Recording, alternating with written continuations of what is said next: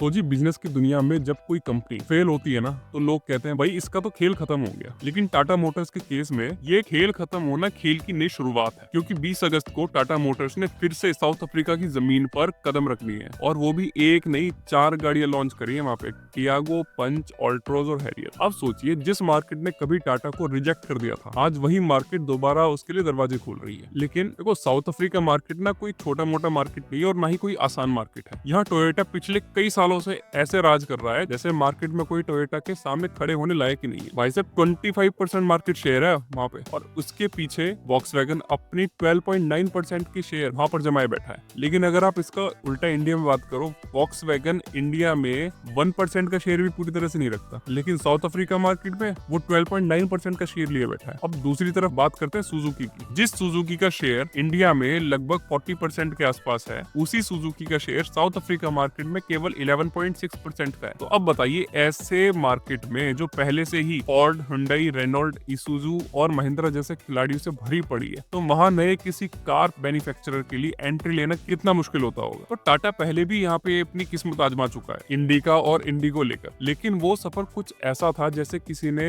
Race में bike तो start कर दी लेकिन पहले ही हार मान को पहले मुड़ गया। लोग बोले भाई साहब टाटा साउथ अफ्रीका में तो चलने वाला है नहीं, लेकिन टाटा मोटर्स वही ब्रांड है जिसने इंडियन मार्केट में अपने नाम पर हंसी उड़ाने वालों को आज उनकी बोलती बंद कर रखी है। आप उनकी गाड़ी चाहे टाटा नेक्सोन की बात कर लीजिए, चाहे टाटा पंच की बात कर लीजिए, और टाटा को दोबारा जिंदा करने वाली टाटा टियागो की बात कर लीजिए। और अगर आप पिछले महीने के फिगर्स भी आप देखेंगे तो लास्ट मंथ में टाटा ने सभी कंपनीज को पीछे छोड़ दिया है सेल्स के मामले में। और यही वजह है कि हर गली में या रोड पे आप कभी भी निकलोगे तो आपको टाटा टियागो, आपको टाटा नेक्सॉन और टाटा पंच हर दूसरी या तीसरी गाड़ी यही मिल जाएगी। तो अब जब टाटा ने दोबारा साउथ अफ्रीका में कदम रख दिए हैं तो ये सिर्फ भाई कमबैक तो है नहीं, ये पूरी तरह से स्ट्रेटेजी बना के दोबारा साउथ अफ्रीका मार्केट को टैकल करने की कोशिश की जा रही है। और जिस तरह का प्रोडक्ट लाइनअप आज की डेट में टाटा के पास है, तो इंडियन मार्केट में जिस तरह से काया पलट करा है टाटा ने, इसी तरह से वो साउथ अफ्रीका मार्केट में भी वहाँ के ऑटो सेक्टर को पलटने की पूरी जान रखता है। देखिए साउथ अफ्रीका का मार्केट सिर्फ कॉम्पिटिटिव नहीं है, यहाँ ब्रांड भरे पड़े हैं। यहाँ के कस्टमर्स की लॉयलिटी इतनी स्ट्रॉन्ग है कि अगर किसी ने टोयोटा या वॉक्सवैगन खरीद ली ना, तो भाई साहब अगले 10 साल तक वो उस टोयोटा और वॉक्सवैगन को पूरा चला के मानेगा, और अगली बार भी जब कार लेगा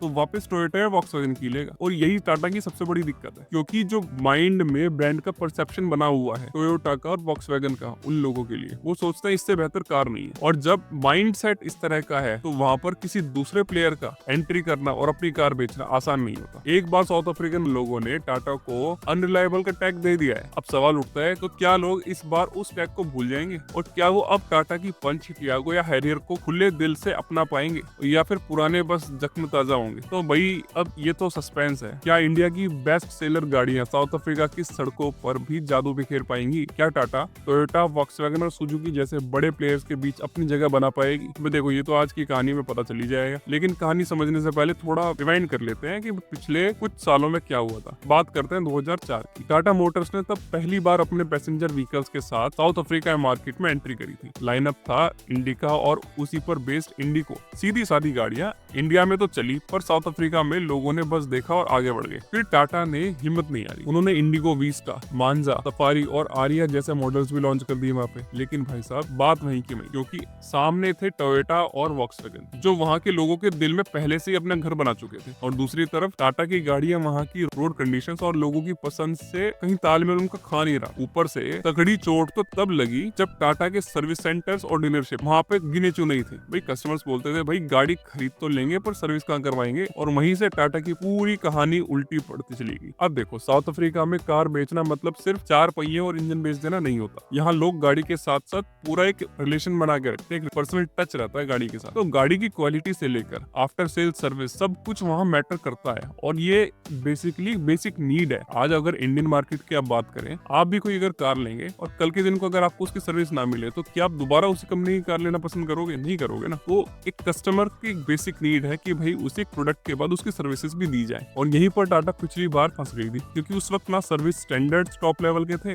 ना स्पेयर पार्ट्स की अवेलेबिलिटी थी। लोग बोलते थे कि भाई गाड़ी तो सस्ती है, पर कल अगर खराब होगी तो कहाँ लेके जाएंगे इसे, कहाँ रिपेयर कराएंगे। ऊपर से एक और बड़ी दिक्कत ब्रांड इमेज की। साउथ अफ्रीका में टाटा को लेकर ये परसेप्शन है कि भाई साहब ये बजट कार्स है, मतलब सस्ती कार है, तो कोई एस्पिरेशन वैल्यू नहीं है। तो जब एस्पिरेशन वैल्यू नहीं है तो जब रीसेल की बात आती है, रीसेल वैल्यू भी खराब होती है। है। तो ना तो सर्विस सपोर्ट है, ना डीलरशिप अवेलेबल है, और उसके बाद रीसेल वैल्यू अवेलेबल नहीं है। कोई पर्सन इनकी कार क्यों खरीदेगा? लेकिन दूसरी तरफ बात करें टोयोटा और वॉक्सवैगन की, वो उन्हें वहाँ पे प्रीमियम ब्रांड्स मानते हैं और ये उनका परसेप्शन है, चाहे वो गाड़ी उनकी सबसे बेसिक मॉडल ले, लेकिन फिर भी एक ब्रांड वैल्यू जो है ना वॉक्सवैगन और टोयोटा की, वहाँ पे लोग उसी की वजह से उसको खरीदते भी हैं। तो भाई टाटा की गाड़ियां लोगों की नजर में सेकंड क्लास ऑप्शन बन के रह जाती है, और जब किसी मार्केट में ब्रांड की एक इज्जत गिर जाती है ना, उसकी रेपुटेशन गिर जाती है, तो फिर चाहे प्रोडक्ट कितना भी दमदार हो, लोग उसे बस एक नजर से देखते हैं और छोड़ देते हैं। तो अल्टीमेटली नतीजा क्या हुआ था? सेल्स नीचे गिर गई थी, शोरूम बंद हो गए थे, और आखिर में 2019 में टाटा मोटर्स ने साउथ अफ्रीका से अपने पैसेंजर व्हीकल्स बिजनेस को बंद कर दिया। मतलब साफ खेल खत्म। भाई कम से कम उस टाइम तो ऐसा ही लगा था, लेकिन असली कहानी यहाँ से शुरू होती है, क्योंकि अब सवाल उठता है, जब एक बार टाटा पूरी तरह पिट चुकी, आखिर क्यों दोबारा उसी मार्केट में वापस जा रही है, जहाँ पहले से टोयोटा, सुजुकी और वॉक्सवैगन जैसे दिग्गज पहले से ही बैठे हैं, और साथ में महिंद्रा, रेनॉल्ट, निसान और फोर्ड जैसे खिलाड़ी भी पूरी तरह से दम रखते हैं वहाँ पे। अब देखो पिछले 10 से 15 सालों में टाटा मोटर्स ने जो ट्रांसफॉर्मेशन किया है ना, वो किसी एडवेंचर मूवी से कम तो है नहीं। भाई कभी ये वही कंपनी थी जो बजट गाड़ियां और टैक्सी सेगमेंट वाली गाड़ियां बनाती थी, पर आज टाटा का नाम सुनते ही लोग नेक्सॉन, हैरियर और सफारी पंच जैसी गाड़ियों की बात करते हैं, और उनके मन में एक रिलायबिलिटी और सेफ गाड़ी वाला परसेप्शन बन चुका है टाटा के लिए। तो भाई जो कंपनी कभी चल जाएगी बस वाली गाड़ियां बनाती थी ना, आज वही कंपनी क्रैश टेस्ट में 5 स्टार लेकर आती है, और आज टाटा की गाड़ियों की सेफ्टी रेटिंग इतनी तगड़ी हो चुकी है, अगर रोड पर सेफ रहना है ना तो टाटा की कार ले लो भाई। इस तरह का परसेप्शन लोगों के अंदर है, और सिर्फ सेफ्टी ही नहीं, अब टाटा के डिजाइन देखकर लोग बोलते हैं यार ये इंडियन कंपनी है, ये किसी यूरोपियन कंपनी को भी पीछे छोड़ दे डिजाइन के मामले में। तो और फीचर्स आप नाम लो, आपकी गाड़ी में वो फीचर मिलेगा। कोई ऐसा फीचर टाटा नहीं छोड़ रही है, और जो अब तक उनकी गाड़ियों में नहीं है, वो अब आगे आने वाली उनकी गाड़ियों में वो फीचर्स होंगे। तो कंटिन्यूअसली टाटा काम कर रहा है, और आज उस लेवल पर पहुंच चुका है कि रेस्पेक्टेड तरीके से टाटा का नाम लिया जाता है, क्योंकि connected technologies, digital cockpit, advance driving features, सारे फीचर्स मिलते हैं इनकी कार में। मतलब हर एंगल से टाटा ने खुद को अपग्रेड कर लिया है। आज टाटा की हर गाड़ी सिर्फ चलती नहीं है, बल्कि क्लास और कॉन्फिडेंस देती है सड़क पर। तो टाटा का जो नया पैसेंजर व्हीकल लाइनअप है, वो उसने पुराने इमेज से इतना अलग कर लिया है कि लगा लो कि टाटा का नया अवतार है। साउथ अफ्रीका टाटा के लिए सिर्फ एक देश नहीं है, ये पूरा गेटवे है पूरे अफ्रीकन कॉन्टिनेंट में घुसने का, क्योंकि साउथ अफ्रीका कोई छोटा मोटा मार्केट तो है नहीं, ये अफ्रीका का सबसे डेवलप्ड ऑटो मार्केट। पिछले साल यहाँ 3.5 लाख कार बिकी थी। अब हमारे लिए, इंडिया वालों के लिए तो भाई नंबर कोई बड़ा होता नहीं है, क्योंकि इतनी कार यहाँ की 2 कंपनी मिलकर वैसे बेच देती है, बट अफ्रीकी कॉन्टिनेंट के साइज और पॉपुलेशन के हिसाब से ये बहुत बड़ा नंबर है। मतलब सोचो, अगर टाटा यहाँ सिर्फ 4 से 5% मार्केट शेयर ले लेता है ना,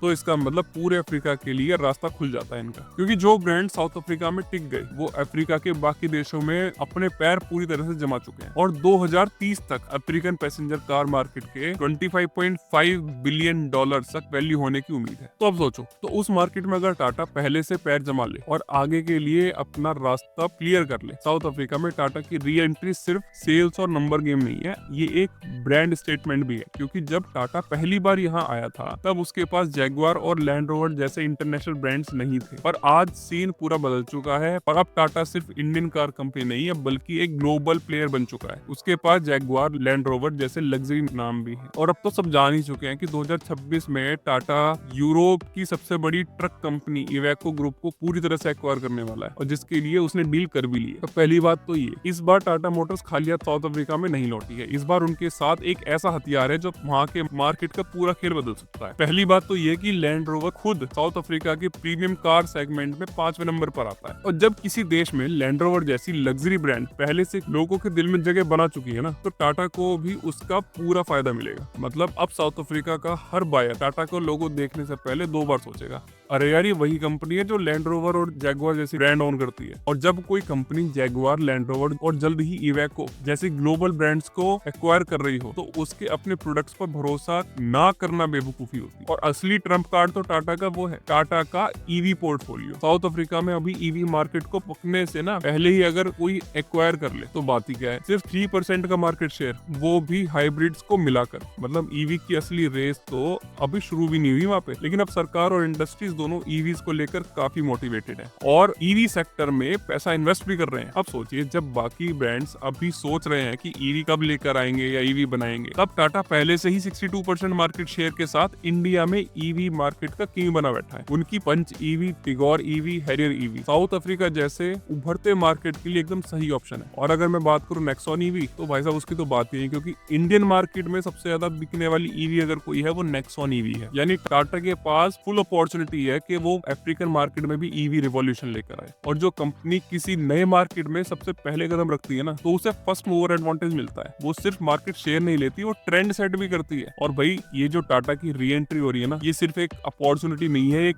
रिस्क भी है, और वो भी हाई स्टेक्स वाला, हाई वैल्यू रिस्क। क्योंकि साउथ अफ्रीका का भाई मैदान आज भी उतना ही खतरनाक है जितना पहले था। यहाँ टोयोटा भी जितना पहले मजबूत था उससे ज्यादा मजबूत हो चुका है। उसकी गाड़ियां तो ऐसे बिकती है जैसे लोगों के घर की ना एक परंपरा है, भाई टोयोटा की गाड़ी लेनी है। और ईसुजू तो पिकअप सेगमेंट में ऐसे बैठा है जैसे इसे कोई पूछने वाला ही नहीं है। यानी भाई चीजें जितनी आसान लग रही है उतनी आसान है नहीं। टाटा को फिर से उन्हीं पुराने दिग्गज प्लेयरों से लड़ना पड़ेगा। फर्क बस इतना है कि इस बार टाटा पहले से ज्यादा इक्विप्ड है और पहले से ज्यादा स्ट्रॉन्ग है टेक्नोलॉजी को लेकर। देखो साउथ अफ्रीका में ना सिर्फ छोटी हैचबैक या कॉम्पैक्ट एसयूवी नहीं, वहाँ सबसे ज्यादा चलन है पिकअप ट्रक्स का, और दूसरा फुल साइज एसयूवी के लिए। तो लोग ऐसी गाड़ियां चाहते हैं जो खेत से लेकर हाईवे तक हर जगह चल सके। इसीलिए टाटा को अपने ना जेनॉन पिकअप ट्रक को भी वहां पर उतारना पड़ेगा। जैसे महिंद्रा स्कॉर्पियो पिकअप आज साउथ अफ्रीका और ऑस्ट्रेलिया में अपनी पूरी तरह से पकड़ बना चुका है, वैसे ही अगर टाटा ने अपना जेनॉन 2.0 वाला पिकअप ट्रक वहां पे लॉन्च कर दिया और ईवी या हाइब्रिड के साथ लॉन्च कर दिया, तो बहुत जल्दी टाटा वहां पर अपना इफेक्ट क्रिएट करेगा। अब बात आती है दूसरे सबसे बड़े मोर्चे, आफ्टर सेल नेटवर्क। भाई क्योंकि अगर सर्विस सेंटर दूर है या रिपेयर पार्ट्स अवेलेबल नहीं है, तो कितनी बढ़िया आप प्रोडक्ट दे दो, बाद में प्रॉब्लम आनी है। तो टाटा एज यूजुअल इन्वेस्टमेंट भारी करेगा, लेकिन ऐसी इन्वेस्टमेंट अगर वो सर्विस पे करे, ज्यादा उनको बेनिफिट्स हो सकते हैं।